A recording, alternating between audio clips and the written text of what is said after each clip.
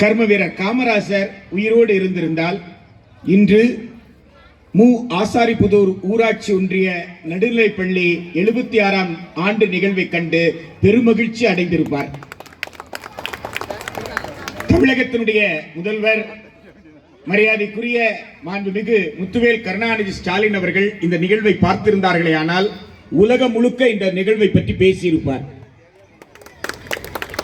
மாண்புமிகு பள்ளிக்கல்வி அமைச்சர் இந்த நிகழ்வை, இதுவரைக்கும் நடந்த நிகழ்வை நேரிலே பார்த்திருப்பார்களே என்று சொன்னால் தமிழ்நாடு முழுக்க இந்த பிள்ளைகளை கூட்டு போயிட்டு இந்த நிகழ்ச்சிகளை நடத்த சொல்லியிருப்பார்.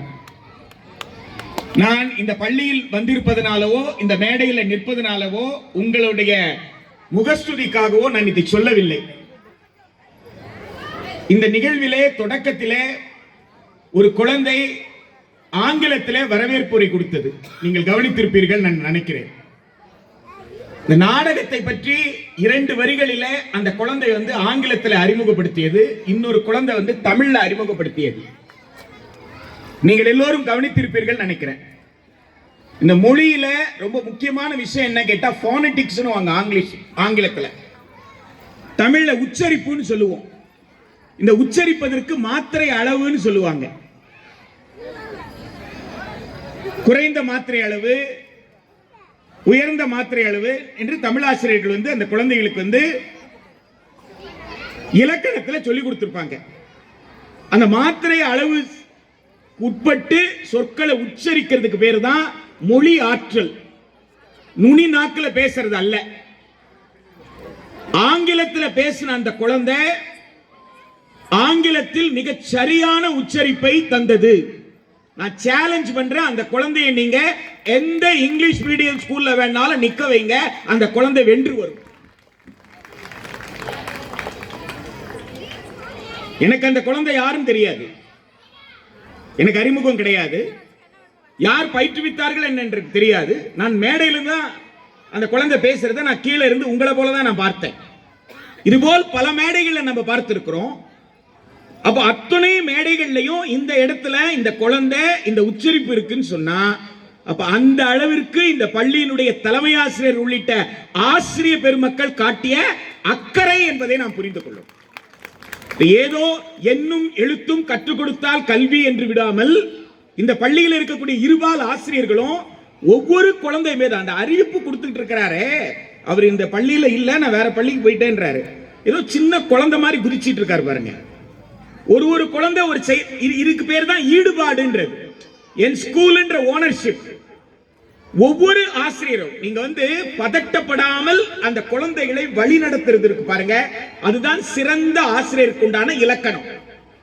குழந்தைகள் மீது நம்பிக்கை வைத்து ஒரு செயலை குழந்தைய செய்ய சொல்றாங்க பாருங்க, அவங்களுக்கு பேர் மட்டும்தான் ஆசிரியர். குழந்தை பின்னாடியே ஸ்கேல் எடுத்துட்டு போறவங்க அல்ல. குழந்தைய எப்ப பார்த்தாலும் இதை செய் அதை செய் சொல்லிட்டு இருக்கிறவங்களே கிடையாது. உங்களுடைய ஆசாரிபுதூர் பெருமைப்படணும். 75 ஆண்டுகள் கழித்து 76வது ஆண்டிலே ஒரு மிகச்சிறந்த பள்ளியில என் புள்ள படிக்கிறான்னு உலகம் முழுக்க நீங்க சொல்லலாம். இந்த பகுதியில் வாழக்கூடிய பெரியோர்கள், நண்பர்கள், நம்முடைய வட்டார கல்வி அலுவலர் இந்த பள்ளியின் குறைன்னு சொன்னாரு. ஐயா, இது இந்த பள்ளியின் குறை இல்லையா, இந்த ஊரின் குறைன்னு சொல்லுங்க. ஏன் வரியும் கட்டிட்டு துட்டையும் கட்டி பிள்ளைய படிக்க வச்சிட்டு இருக்கிறீங்களே, இது எந்த வகையில நியாயம்? வரி யாருக்கு கட்டுறோம்? அரசாங்கத்துக்கு தானே கட்டுறோம்.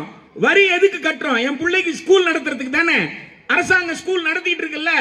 அப்போ என் வரி பணத்துல ஒரு ஸ்கூல் இயங்குதுன்னா அந்த ஸ்கூல்ல சேர்க்காம இல்ல நான் துட்டு கட்டி தான் சேர்ப்பேன்னா அது ஊர் குறையா பள்ளி குறையா? கொஞ்சம் யோசித்து பாருங்க. நீங்க தனியார் பள்ளியினுடைய ஆண்டு விழாக்கு போங்க, இங்க ஊரே திரண்டு இல்ல இந்த விழாவை கொண்டாடுது. முன்னாள் தலைவர், முன்னாள் துணைத் தலைவர், பள்ளிக்கென்று உழைத்தவர், முன்னாள் மாணவர், எங்கெங்கிருந்து இருக்கிற ஓடி வர்றாங்கல்ல. ஊர் கொண்டாடுது இல்ல, ஊர் கொண்டாடினா அதுக்கு பேர் பள்ளிக்கூடம். நிர்வாகமே மேடையில உட்கார்ந்துட்டு இருந்தா அதுக்கு பேர் என்ன கிடையாது? பள்ளிக்கூடம் கிடையாது. அப்ப ஊரே கொண்டாடக்கூடிய பள்ளிக்கூடம்னா எந்த பள்ளிக்கூடம்? அது அரசு பள்ளிக்கூடமாக இருந்திருக்கும். இப்போ ஒரு நாடகத்தை நடத்தினாங்க. நம்ம வட்டார கல்வி அலுவலர்கள் கூட அதை பற்றி குறிப்பிட்டார்கள். 2 பேருமே ரொம்ப சிறப்பாக இந்த பள்ளியினுடைய பல்வேறு செயல்பாடுகளை சொன்னார்கள். இந்த அறிவியல் ஆசிரியர்கள், தமிழாசிரியர்கள், ஆங்கில ஆசிரியர்கள், கணித ஆசிரியர்கள், சமூகவியல் ஆசிரியர்கள் எந்த அளவிற்கு அந்த குழந்தைகளுக்கு பாடத்தை உணர வைத்திருந்தால் அந்த குழந்தை கால் சாகன் ஆங்கிலத்தில் எழுதின கவிதையை தமிழில் சொன்னாள். நீங்க கவனிச்சிருப்பீங்க. கால் சாகன் ஐரோப்பாவில் இருக்கக்கூடியவன். ஐரோப்பாவில் இருக்கிற கால் சாகன் நட்சத்திரங்களை பற்றி பேசிய கால் சாகன், சூரிய குடும்பத்தை பற்றி பல்வேறு கட்டுரைகள், புதினங்கள் எழுதிய கால் சாகன், அந்த கால் சாகன் ஒரு விண்கலம் போயிருக்கு. அந்த விண்கலம் ஓராண்டு சுற்றுப்பயணத்தை முடிக்குது. அதுக்கு பிறகு அந்த விண்கலம் அதோட ஆயுள் முடிய போகுது. அப்ப கால் சாகனுடைய வேண்டுகோள் என்னன்னு கேட்டா, ஒரு முறை அந்த விண்கலத்தில் இருக்கக்கூடிய அந்த கேமராவை பூமியை பார்த்து திருப்புங்கன்னு கேட்கிறார். பூமியை பார்த்து அந்த கேமராவை திருப்புங்க, அந்த கேமரால இருந்து ஒரு படத்தை எடுக்க சொல்லுங்க அப்படின்னு கால் சாகன் ஒரு கோரிக்கை வைக்கிறார். கால் சாகனுடைய கோரிக்கை ஏற்று அந்த விண்கலத்தில் இருந்த அந்த கேமரா பூமியை பார்க்குது. பூமியிலிருந்து ஒரு படம் எடுக்குது. அந்த படம் உலகத்துல மிக பிரபலமான படம். அது வெறும் இருட்டா இருக்கிற இடத்துல ஒரே ஒரு சின்ன ப்ளூ டாட் தெரியும், நீல கலர்ல ஒரு சின்ன ஒரு புள்ளி தெரியும். அந்த புள்ளியை பார்த்த உடனே கால் சாகன் எழுதின ஆங்கில கவிதையை தான் தமிழில் மொழிபெயர்த்து ஊராட்சி நடுநிலைப்பள்ளி ஆசாரிப்புதூர் மாணவி இந்த மேடையிலே சொன்னால், இதை விட வேற என்னங்க உங்களுக்கு சிறப்பு வேண்டும்? கொஞ்சம் யோசித்து பாருங்கள். அவன் சொல்றான் அந்த கவிதையில, டேய் வெட்டிக்கிட்டு சாகறீங்களாடா, முக்கால் மூலம் மீசான்றீங்க, 3 மீட்டர் அருவான்றீங்க, குண்டு போட்டா நாடே இருக்காதுன்றீங்க, என் ஊர்ல தான் என்ன கிணறு இருக்குன்றீங்க, என் ஊர் தான் உலகத்திலே ரொம்ப பெருசுன்றீங்க. ஆனா நாம அத்துணை பேரை சேர்ந்து எங்க வாழ்றோம் தெரியுமா? அதோ தெரியுது பாரு, அந்த தம்மா தூண்டு புள்ளியில தான் வாழ்றோம். இந்த சின்ன புள்ளிக்குள்ள இருந்துகிட்டு இத்தனை மீசை முறுக்கல் வேண்டுமான்னு கேட்கிறான். இவ்வளவு முறுக்கல் வேண்டுமா உனக்கு? மனுஷனா வாழ்ந்துட்டு போயாண்டான்றான்.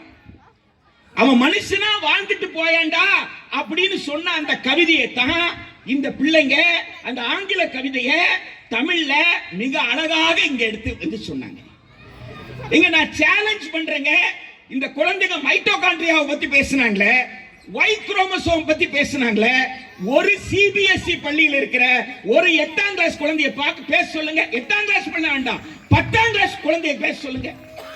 Y குரோமோசோம்னா என்னன்னு சொல்லுங்க.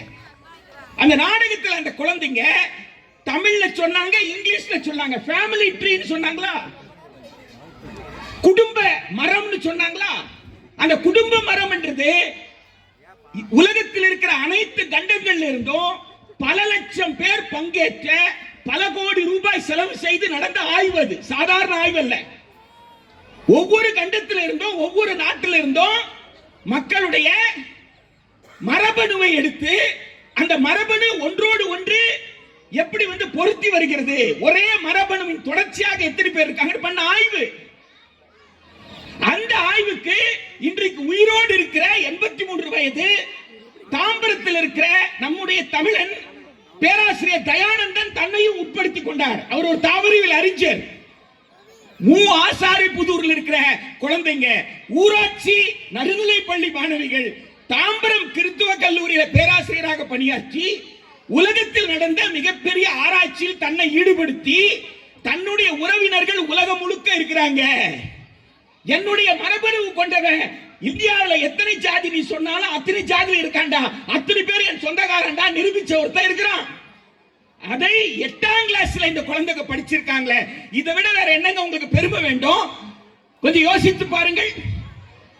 இந்த குழந்தைகள் இந்த நாடகத்தில் நடித்த இந்த குழந்தைகள் சும்மா நடிக்கல. அவங்க அந்த டீச்சரா ஒரு குழந்தை நடிச்சது. அதை நீங்க பார்த்தா 8ஆம் கிளாஸ் ஸ்டூடெண்ட் மாதிரி இருக்கா? நானே ஒரு நிமிஷம் வந்து அது உண்மையிலே இந்த ஸ்கூல் டீச்சர் நினைச்சிட்டேன். உள்ள நுழையும் பொழுது அந்த குழந்தை யூனிஃபார்மோட மற்ற குழந்தை நிற்கும் போது இந்த குழந்தை மட்டும் புடவை கட்டி இருந்த உடனே உண்மையிலே அந்த குழந்தைய டீச்சர்னு நான் நினைச்சேன். ஒரு 8ஆம் கிளாஸ் குழந்தை தன் தோற்றத்துல ஒரு பிரமிப்பை கொடுத்திருக்கா பாருங்க. அந்த குழந்தைகள் மனிதர்களுடைய பெயரை பயன்படுத்தாம எல்லாரும் தன்னை புலின்னு சொல்லி ஆசைப்படுவான், சிங்கம்னு சொல்லி ஆசைப்படுவான். ஆனா அந்த குழந்தைங்க என்ன பேர் வச்சுக்கிட்டாங்க? கத்திரிக்காய், தக்காளி, முட்டைகோசு. யோசித்து பாருங்கள் எவ்வளவு சாமர்த்தியமாக அந்த குழந்தைகள் அந்த நாடகத்தை நடத்தி இருக்கிறார்கள் என்று. ஒரு மிகப்பெரிய அறிவியலை கொண்டு மிக நுணுக்கமான விஷயத்தை, சமூகத்தில் இருக்கிற பெரிய சிக்கலை இங்கே ஒரு நாடகமாக நிகழ்த்தக்கூடிய துணிவு என்று சொன்னால் அது அரசு பள்ளிக்கு மட்டும்தான். அந்த பள்ளியினுடைய பெற்றோர் என்பதுதான் உங்களுக்கு இருக்கக்கூடிய பெருமை. எனவே இந்த ஆண்டு விழாவில் இந்த பள்ளியில் இருக்கிற பெற்றோர்கள் என்ன செய்யணும்னா, மற்ற பெற்றோர்களிடம் வாங்கய்யா நம்ம பள்ளிக்கூடத்துக்கு வாங்க, உன் புள்ள 5